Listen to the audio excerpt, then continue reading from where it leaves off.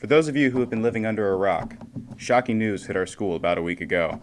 Tucson High School is losing its storied and legendary football coach of 15 years. Steve Crounse announced that he will be taking the head coaching job at Northern High School. The community was shocked to hear the news. WPHS decided to catch up with Crounse to learn more about the situation. I'm sitting here with legendary football coach Steve Crounse. How are you doing today? I'm doing fine. So I'm going to ask you a few questions about your time here at Tucson High School. Where are you from, and how did you end up at Tucson? I'm from Clark Summit, Pennsylvania, which is a town north of Scranton, Pennsylvania, sort of in the Pocono regions, northeast, and went to Abington Heights High School, Westchester University. Started coaching football and baseball at Delaware Valley High School in Pennsylvania, and then in 2002 came down here to take over the Tucson football program and honestly be closer to my sister Lynn and her family. So what is your favorite moment in the past 15 years up at Tucson? Well, I mean, obviously, you're going to start with the 2015 state title. I mean, that's the pinnacle of the high school football mountain, and it's kind of been our goal ever since we came in '02, and what we've been fighting for every chance we got, and kind of the thing and the benchmark that we use to evaluate ourselves. But there's been a lot of great games on Friday night. I remember in 2005 beating Westlake on a fade route with about a minute left to go, and they were ranked number 3 in the Washington Post, and we were kind of struggling along, being pretty average, and that was a signature win for us. The Gwynn Park win in 2013 was a real signature win for us, and there's just been so many. Douglas in 2006 up at Douglas was a huge upset, and there's been a lot of times where the Patuxent kids have really risen to the occasion, and I mean, there's just almost too many to mention, but those are some that stick out. What is the funniest moment you've ever experienced at PHS? I have to be careful when I answer this question because there's been my coaching staff, I'm really close with my guys on the coaching staff, and we've shared a lot of different memories, and some I can't share on camera. But one of the things that really made us laugh a lot at practice was Coach Goldstein. I mean, and it wasn't really, I don't know if he was intending to be funny, but one of my first years here, he was addressing the team at the end of a practice, and he was giving a speech about Johnny Unitas. And the speech kind of was talking about how Johnny Unitas had a tooth knocked out, and all he did was pick some mud up off the ground and shove it in his mouth. And Coach Goldstein did that.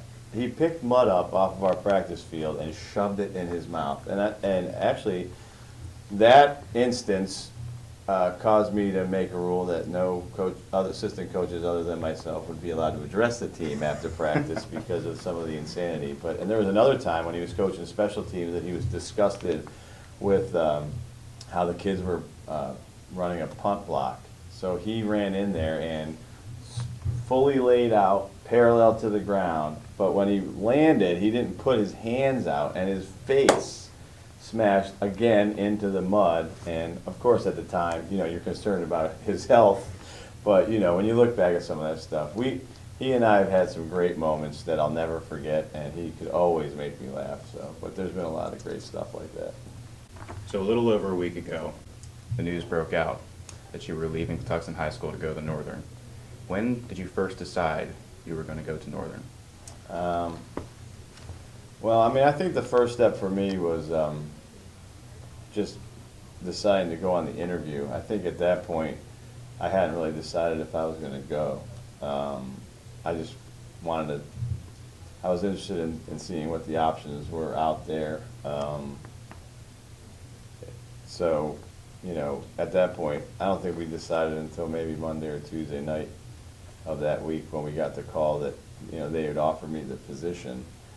Then it was just a case of it's time to pull the trigger, take a risk, and kind of kickstart myself professionally as a football coach. Why did you decide to take the job at Northern over staying at Tucson? Well, I mean, I think when you're at a place for 15 years, and we're really proud of the things we've done here, and really proud of the lives that we've affected and the relationships we've built, but I think sometimes your message gets stale. I started to feel like I was getting stale as far as my overall enthusiasm and my willingness to kind of rebuild us again. You know, over 15 years, if you're anywhere that long, you have to reinvent yourself. You have to reinvent your program. And I figure we've done that probably 3 times here since I've been here. You know, just kind of burned everything to the ground and started over. You know, with you know what our core values were and how we were gonna, you know, coach football, how we were gonna interact with the kids and the parents and the community. I mean, we've done it and we've reinvented ourselves and it's worked for us. I think at this point, you know, for me, it was just a chance for me to get involved with something totally different, totally new. I know that they're in the county, and I think that's probably part of the reason, you know, some of the backlash has happened. But for me professionally, it's better for me to stay in the county with my teaching job, which is actually what puts food on the table. You know, it's 2 schools away.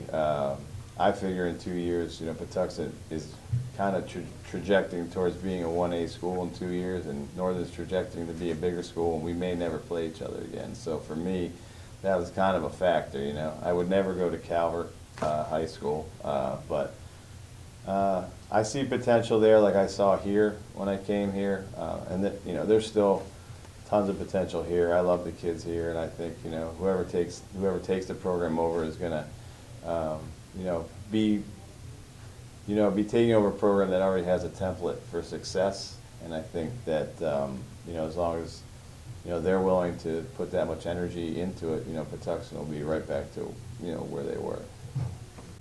What are you going to miss most about Patuxent? I'm going to miss the kids the most. The kids at Patuxent are the most resilient, loving, you know, protective and proud kids that I've been around in my teaching career. I think that's what, you know, the heart of the kids here, I think, is what sustained us. I think that's really what won us some games that probably we shouldn't have won over the years. I stole a quote from Dabo Sweeney. You know, we weren't overachievers. We had some kids who had some talent, but we were definitely overbelievers. I mean, we didn't think any Friday night that we were going to lose the football game. And I think that's really a quality that's, you know, that quality and the work ethic, and, you know, the kids have really done all the insane things that I've asked them to do, and, you know, that's a rare quality. And I think that's a testament to this community and definitely this faculty and to the families. So, you know, I'm going to miss those. I'm going to miss the relationships, I think, more than anything. You know, the wins and losses were byproducts, I think, of the relationships we built. And, you know, my coaching staff stuck by me when we had to burn it to the ground and reinvent ourselves, and they just kind of moved forward. And, you know, I feel like faculty and students, too. This is a special place, and it's hard to leave. But at the same time, professionally for me and as a football coach, you know, I'm trying to challenge myself to see, you know, what I can do as a coach and if I can rebuild it. What is the last piece of advice you're going to give to the young men you've coached at PAX? Well, it's like anything else. You know, we always said, you know, your character is truly defined by when you get knocked down, but when you get back up. And, you know, I can't say that I'm not. Emotionally, I'm a little bit knocked down, and I'm sure they are too. You know, our character is going to be revealed in how we react. I mean, that's been our mantra, you know, all along is, you know, you got to overcome adversity, you got to stay together, be resilient. So that's what I would tell them, you know, stay together, be resilient. You know, even though I'm not here, my name's not at the top of the list, this is still PAX Nation, this is still Ex Familia Fortitudo, this is still the home of the 2015 state title team, and they have a legacy, you know, to uphold, and I expect them to attack that full speed.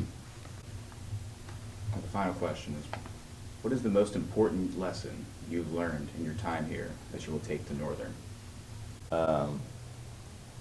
That the people are the most important thing.